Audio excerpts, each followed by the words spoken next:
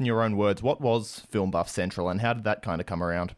Film Buff Central was a video shop that we started on a real whim. It was an empty building in Port Adelaide, and there's a lot of empty buildings in Port Adelaide.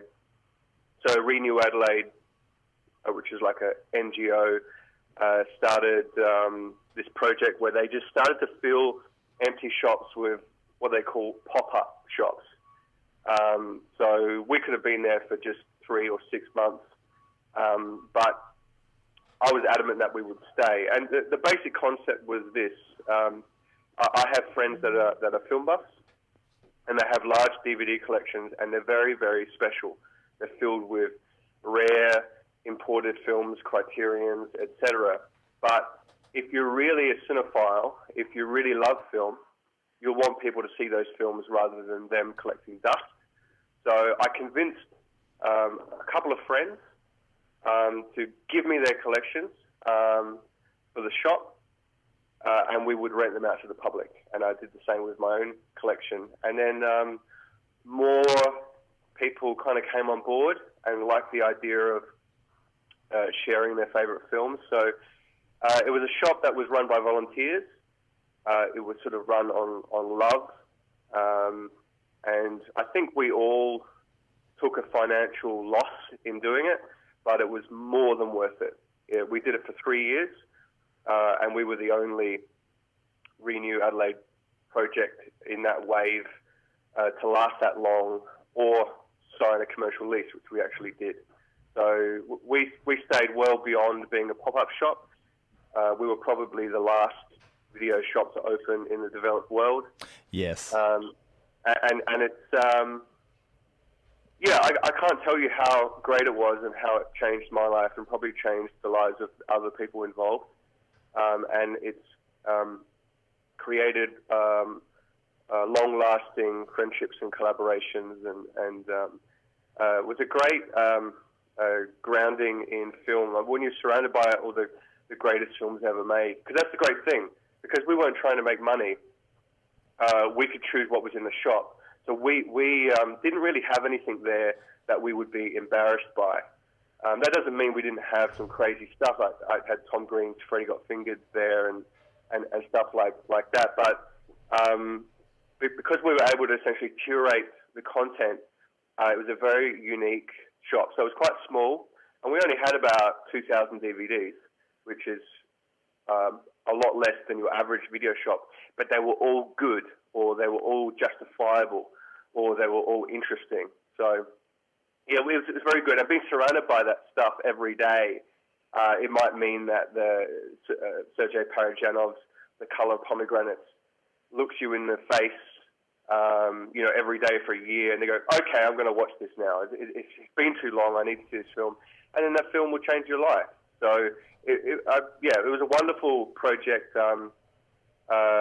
which run for 3 years. And in a way, we still do it, but without a shop. We still share DVDs. We still purchase DVDs individually, like the sort of core group of people, and we still share them amongst each other. So it kind of still lives, even though we don't have a shop. Culturally, it still exists.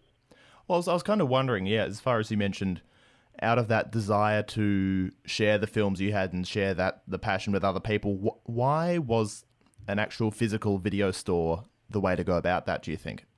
And as opposed to some other network or a forum or some other collective? To be honest, I wasn't thinking very far ahead when I started it. It was a very, I did it on a whim, really. Like, I found out about the empty space. In fact, my original idea was much bigger. I actually wanted to create something called the Autodidact Institute, which was a video shop, an art-specific bookshop of secondhand books, and then a series of spaces to run kind of different workshops where people would come in and voluntarily teach people how to edit video or, painting or whatever. But then I realized, wait a minute, I haven't actually done anything with my life yet. How about I just simplify this to the video shop, because what the hell do I know about doing any of this stuff? So I took one component of that idea and executed it. So I wasn't really thinking particularly ideological or like, why this needs to be a shop, except that I loved video shops. And I remember when I moved out of home when I was reasonably young. I was 17, and I was surrounded by people that were, obviously smoking pot, but doing other drugs and really wasting away. But there was this video shop around the corner called Graham's Video. This was in Hackham. And Graham's Video this is still in the VHS era. DVD was just coming in. And his videos were 50 cents overnight. And he got held up several times. So he had a guard dog there called Sooty that would bark at you when you came in. But we would hire movies from there. And in retrospect, they were the only artistic conversations we were really having, was when we were watching these films like, say, Clive Barker's Hellraiser, which is this great auteurist horror film, or Silent Trigger, starring Dolph Lundgren, directed by, the Australian Russell Mulcahy. We were kind of having artistic conversations without even knowing it. And I found that little period of time, because I did move on from that group eventually, as it really been quite formative. And so that's what kind of inspired me to have my own video shop. Now, in retrospect, the importance of it is when a film is in what we call a videogram, which is like either, a VHS tape or a DVD or a Blu-ray or whatever, it gives art, or that piece of art, some kind of intrinsic value. What we've done now with downloading and everything is free, and music as well, it's probably even worse for music, is that art has actually lost its value. And it means that you can download 50 movies. Are you going to watch them all? Nah. It's so casual and disrespectful, and I think that you're losing out in the process. It's convenient, but you're losing out, and that's why when someone hands me a criterion of a great film, like a Criterion edition DVD, it sort of means something. So it's kind of complicated, but I think that I think there was one ideological point when I did open the shop. I wanted to try and make up for the unintended consequences of the internet. I did know that much, but I didn't realize that it would be even better than that, and that it would be even greater, and it would actually change my life. Basically, I guess what you're saying is, in having the store, in having the hard copy, holdable, huggable, lendable media, you succeeded in sort of bringing back some of that sort of value and the artistic merit of those films? Oh, I think we were just keeping going what was existing. It's not like we had invented anything. No. We were just doing something. I look at it this way. How important were video stores? They were probably as important or as relevant to society as public libraries are, if not more. There were more of them, and they probably did more traffic, and they therefore probably had more cultural impacts. And yet, they're all closing down, and society isn't doing anything about it. It's not really concerned. Now, I was concerned because I think that they're important institutions. As flawed as a Blockbuster video can be, they have been important institutions in the community. So I feel that, that they do have value. And yes, when there is a physical item, it just gives it an intrinsic value. It's just a completely different process to having infinite choice online, and yet it's just a completely different I'll give you an example of how the internet and the ease of access is actually ruining art and making art actually shit. Spotify, and the main point that I would say about Spotify, apart from it just being really low quality audio, is that it's automatically on shuffle, which is the most disrespectful thing you can do to 50 years of albums. It automatically shuffles an album. An album is like a book or a film. It's linear. It's got a structure to it. and a lot of care is taken, creating an album. And to suddenly go, oh, we're just going to shuffle Dark Side of the Moon, or we're going to shuffle, a Beatles album, like, automatically, and that people are just used to it now. It's like taking a great painting and then cutting it up.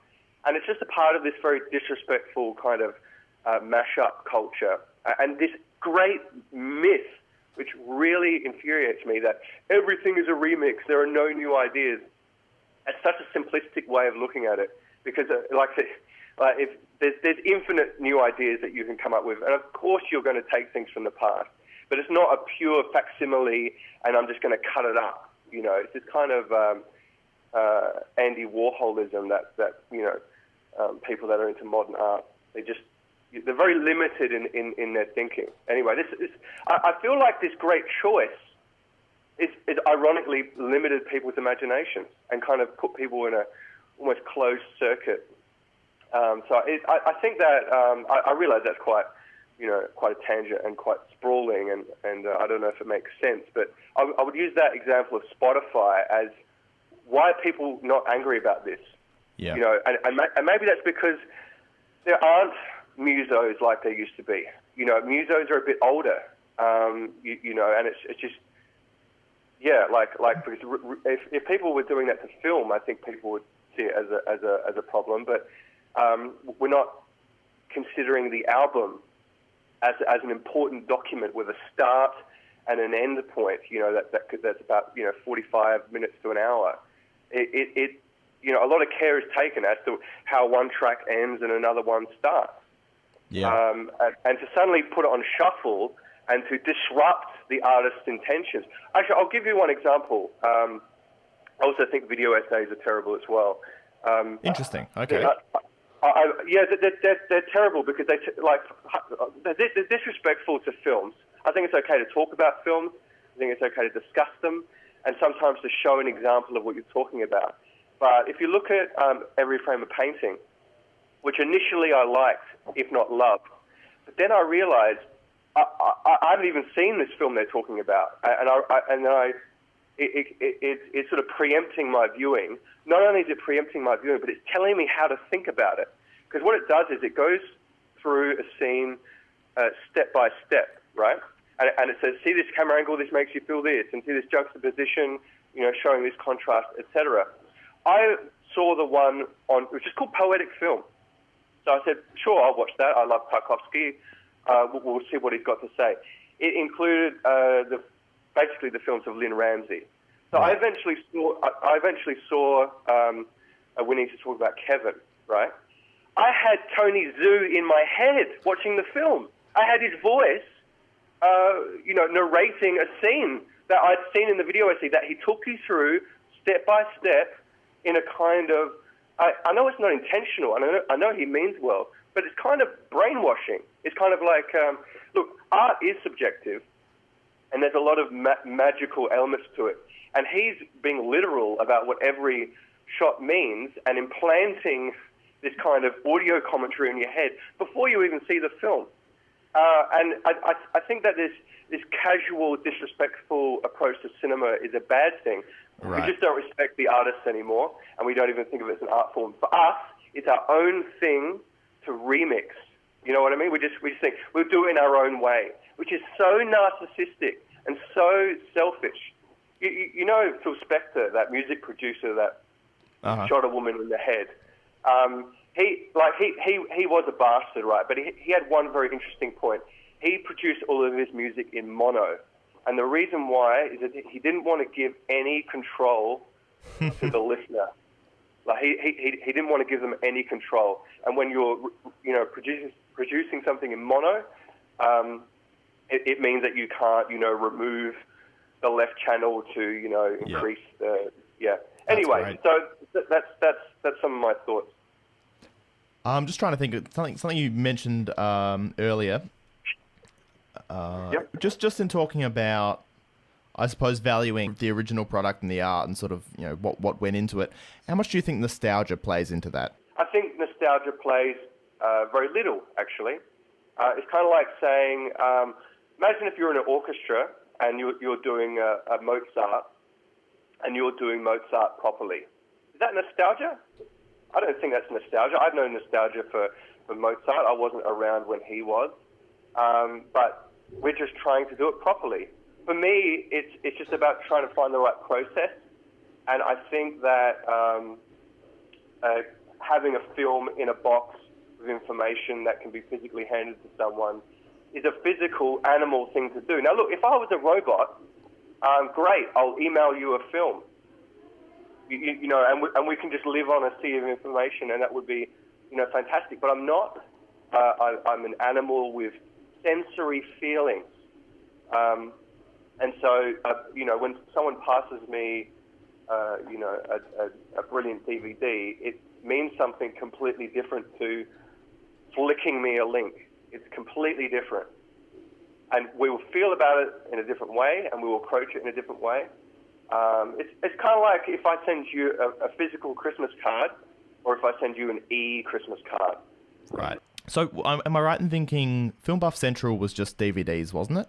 Yeah, we had a little bit of Blu-ray, but most people don't really use Blu-ray.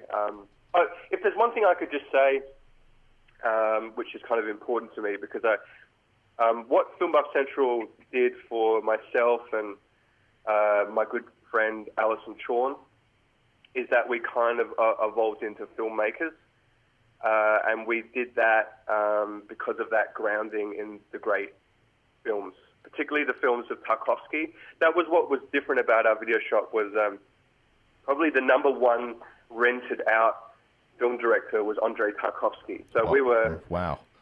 Yeah, and that was a lot to do with the people that were volunteers, because we would recommend it. Sure. And so it was a very human relationship with all of our customers. And in fact, our customers would come in, and they were often hardcore film buffs as well, and they would teach us stuff. So it was very much a two-way street. But I guess we're in a stage now where we're making our own films. We made a film called Stanley's Mouth. Yes, which I saw at the film festival, the premiere. Oh, did you really? Yeah, I came along. Very well done. Gosh, you're one of 40 people. Fantastic. Right. So that was our first film, which is really our film school. Yeah. And I think we learned from the filmmakers that we loved, who the consistent message was, you learn about making films by making them, not just watching them. And so we just went out and did it. And since then, we've shot another one that's 10 times better, and we're just starting editing now. And so I would, without that kind of experience at Film Buff Central, I don't know where I would be. I'm in a good place. I feel like a good deed, which was working day in, day out, often with very few customers. I mean, Port Adelaide is a kind of challenging area. I think that it's been very, very rewarding. Yeah.